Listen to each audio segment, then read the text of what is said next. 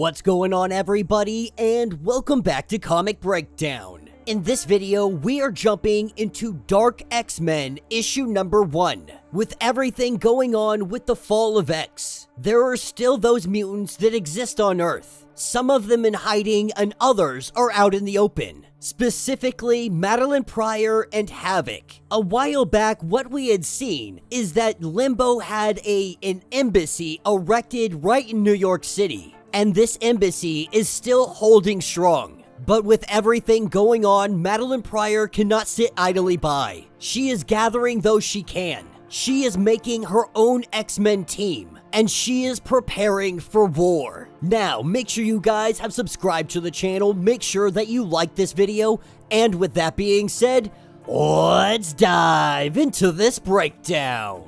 Alright gang, so as we dive into this issue, we are picking up at the Limbo Embassy. Some weeks after the fall, we have Pryor and Alex who are waking up. Another day with protests right outside their window. The people want them gone. Yet this embassy, it still holds strong. Despite Orcus's best efforts, the US government is honoring Limbo's sovereignty. This has allowed them to give sanctuary to those that might be seeking it. MADELYNE PRYOR has become the savior for the monsters, the misfits, and the freaks. But after everything that happened at the Hellfire Gala, MADELYNE PRYOR is ready to try something new. While Alex would like her to focus on survival, Pryor is ready to pick a fight against the entire world. As they walk through a mirror, this is what brings them to a location that she keeps off-grid. MADELYNE wasn't alive during Xavier's parasitic twin annihilation of Genosha, but she created something that Alex refers to as a demon cerebro. MADELYNE PRYOR calls it the Mercy Crown. The night that Nimrod assaulted the gala, Jean's demise was the only one that she felt. And so whatever Orcus had done, she doesn't believe that it was an extinction-level event. They slaughtered a handful of them at most. That means that there are mutants still out there. They are out there somewhere, and they can no longer wait for them to come to them. They have to go save them. Jean wouldn't wait. And MADELYNE PRYOR, she is more willing to wage war against anyone if she believes that war to be just. That's what picks us up a little bit later that evening. We have GIMMICK, who has been arrested. She was dimed out for being a mutant. And so Orcus came to pick her up and take her to what they call a re-education camp. But as this transport makes its way to the camp, it is ambushed. That's where we have the arrival of Archangel and Gambit. Alongside them is Maggot. With the ambush being successful, they are able to get GIMMICK out of there. And as they free GIMMICK, this is where one of the Orcus agents inside, they kick one of the robotic ones. With this thing activating, we see the claws come out. It jumps out of the back of the vehicle and it attacks our X-Men. Gambit throwing his cards, but he is unable to stop it. With the claws sinking into Archangel, we see him fall to the ground. The helmet knocked off of this Orca agent. We see that this agent is one of the cyborg Wolverines. Full adamantium skeleton, but under the control of Orcus. And if things aren't bad enough already, this is where Orcus has all of their reinforcements come in, dropping men onto the ground, having Stark Sentinels, all the bells and whistles. And when things are looking dire, as they try to look for an evacuation plan, this is where MADELYNE PRYOR and her X-Men show up on scene.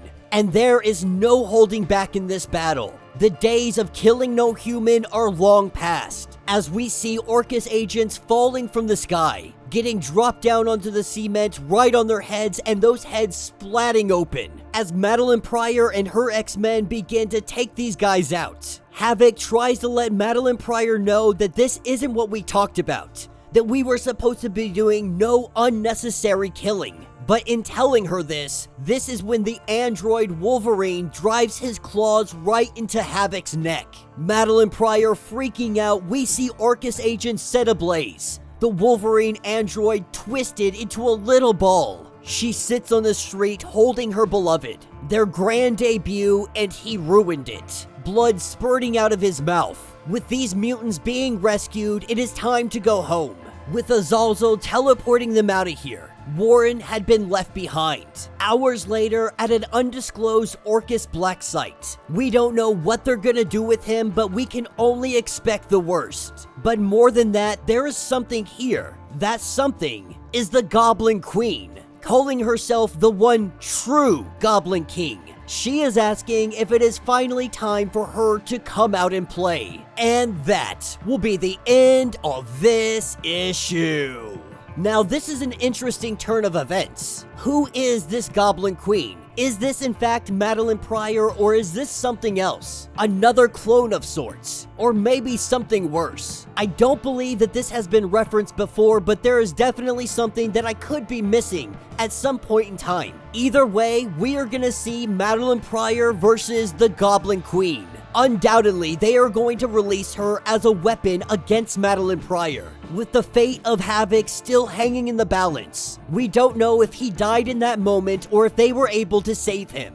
But Alex was really the balance for MADELYNE Pryor. In a way, he was keeping her in check, making sure that she didn't go too far, because her methods are definitely way more ruthless. Havok was doing everything he could to make sure that she didn't go too far. But if he's out of the picture, MADELYNE Pryor will definitely be stepping it up. There are some pages at the end of this, after the informational pages, that really just show the first week of Limbo Embassy being erected. The people that they brought in, the way that they were able to get diplomacy, so on and so forth, using She-Hulk and her lawyering abilities, all of that good stuff. But more than anything, what we are seeing is that Havok has played a very instrumental role in the bureaucracy of Limbo. He was instrumental in everything going on with Limbo. He was the paperwork behind the fist that is MADELYNE Pryor. He got this working as a very smooth operation.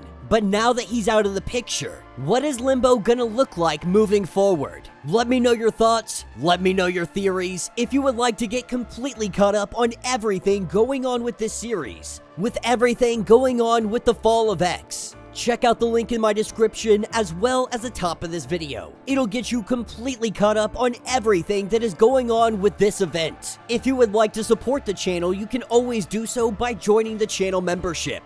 Much like Patreon, having multiple different tiers, from $1 to $50, from loyalty badges to comics every single month. Not only are you helping out the channel tremendously, but you are getting tons of perks in the process. If you are unable to do this, do me a favor, subscribe to the channel, like this video, hit that notification bell, and with that being said, until the next breakdown.